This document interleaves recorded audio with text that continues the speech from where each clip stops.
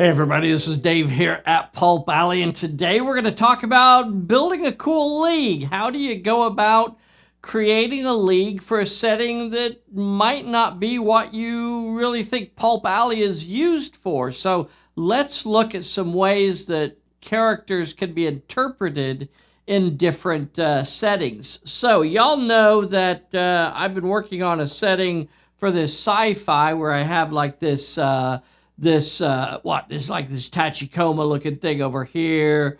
I'm going to use this for my sidekick. This is all 15 millimeter stuff. And then I'm going to have a bunch of gangs. And that's one league, is all of those. And then the second league that I'm going to do is going to be these, basically these 3 battle suits back here, plus this drone. Now, that's pretty strange stuff, right? As far as like a Pulp Alley setting.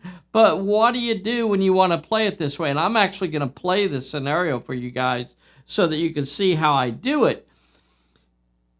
Really, it's just about interpreting the characters. Now, you could print out the roster that's found in the basic core rule book, or in, of course, the really cool rosters in the characters book, too. And then you could just go through and build these characters exactly as normal. When you want to build a weird character, you build them as normal because Pulp Alley assumes that you're going to be building weird stuff. So there's like no real special rules. The special rule is that you have to pick out what you want that character to do. Another option is just to pick out the character cards and go through those character cards and pick out cards that you think fit that sort of character. And that's actually what I did. So I'm going to show you how I put these characters together. So let me show you. So I'm going to start with this leader over here, and we're going to call this character, this model right here, is the leader. Now that means they're going to have pretty beefy stats. Look at this. They're going to have a brawl of 3 die 12. They're going to have a shoot of 3 die 10. They're going to have a dodge of 2 die 6, a might of 3 die 12, a finesse of 2 die 6, and a cunning of 3 die 10. Now that represents, that character. And then for the abilities, he's going to have muscles of steel.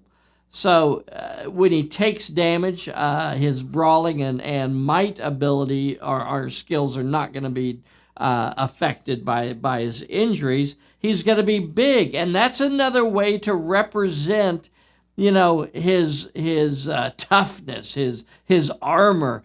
He's going to have a D12 for health rather than a D10, so that's going to be pretty good. And he has the inhuman trait, so that puts his brawl up to 3 die 12. So, yeah, that's pretty cool. And you see how, you could build that character exactly as normal. You could build that character straight out of the normal rules, and it could be any character. For this, I've chosen to use it for this thing. Now, for the sidekick, I've decided to make him sort of like a psychic sort of character. So he doesn't have any brawl skill, but he does have a shoot, and you can imagine that almost like Cybolts or something like that of 3 die 8. His dodge is 4 die 8, able to predict those incoming attacks. He only has a might of 2 die 6, a finesse of 2 die 6, but his cunning is 4 die 8. And he is deductive, so his actions, he can be sitting there drawing extra cards. And, of course, he is brainy. So, very cool. Just a character card straight out of the book. You just have to decide what that represents. Now, for the gangs, I'm going to use 3 of these gangs. So, the front 3 here are all going to be level 2, and they're going to be armed gangs.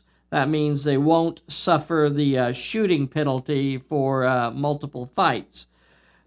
And then the last gang, this back row, are going to be like low-level militia sort of folks or recruits, and they're going to be a mob. So that'll be nice as well. Now, I added an extra ability to all of these characters just to kind of represent the sci-fi setting. So for the leader, I decided to add Rally. So he's going to help try to keep his gangs in play. For this sidekick character, I gave him aid. Now for the both of the mob and for the other gangs, those are both going to be loyal.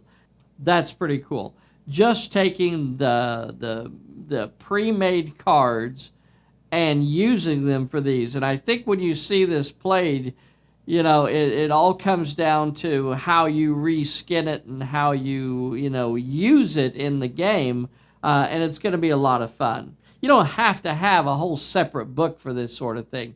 Pulp Alley is intended to be used for the full range of pulp stories. You don't have to buy a new box set every few months to play a new setting. Oh, well, here's the setting that'll let you do post-apocalypse, and here's the setting box that'll let you do, sci-fi. It's just like, that's silly. Pulp Alley is designed for you to be able to do whatever setting, from westerns to sci-fi to adventure stories and war tales, whatever you want to do, you could do it with this book. Now let's take a look at the other league that we're going to do over here. So the other league that I'm doing is these 3 battle suits over here. And this one over here is going to be the leader, and the leader is going to have 4 dice, 4 die 10 brawl, 3 die 10 shoot, 2 die 8 dodge. His might is 3 die 10, finesse 3 die 10, and cunning is 2 die 8. He is armored. He is brash, and he is fierce. So he really does want to get in there and brawl with folks. For his extra ability that I gave him, because we're doing this sci-fi setting, I gave him a heavy burst. So heavy burst is one of the new specialty bursts that you could get out of the characters book. So if you're not familiar with some of the new stuff that came out with the characters book, be sure and look through there, because there's some new bursts and some other new abilities and stuff. So I had that big rocket pack looking thing on his shoulder, so I figured, okay, well, we got to do something with that. Now, the next one over from him is we're going to do a Company of Heroes here perk, so it's going to be a leader and 2 sidekicks. So this sidekick is going to have 3 die 8 brawl, 3 die 8 shoot, 2 die 6 dodge, 2 die 6 might, 3 die 8 in finesse, and 2 die 6 in cunning. He is also armored, and that's what I'm using the armored for these characters to kind of represent their extra toughness, and indomitable, so they got that extra reroll on recovery. He also has the heavy burst over here, same as the leader. Now, the third one here is, of course, also a sidekick. He's also armored, and he's indomitable, and his stats are exactly the same as the other one.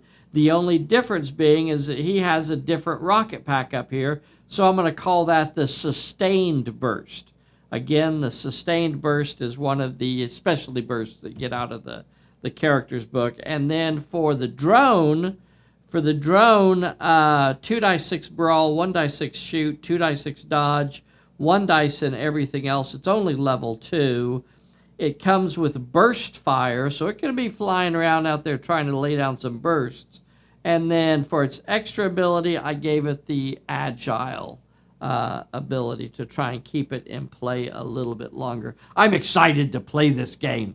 I really want to play this and show you how, how we interpret the game into a sci-fi setting, and it is seamless and it is crazy fun.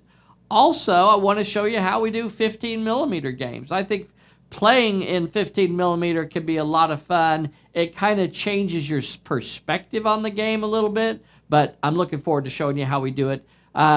Be sure and hit that like button. Be sure and be a subscriber, and we will see you next time. Bye, everybody.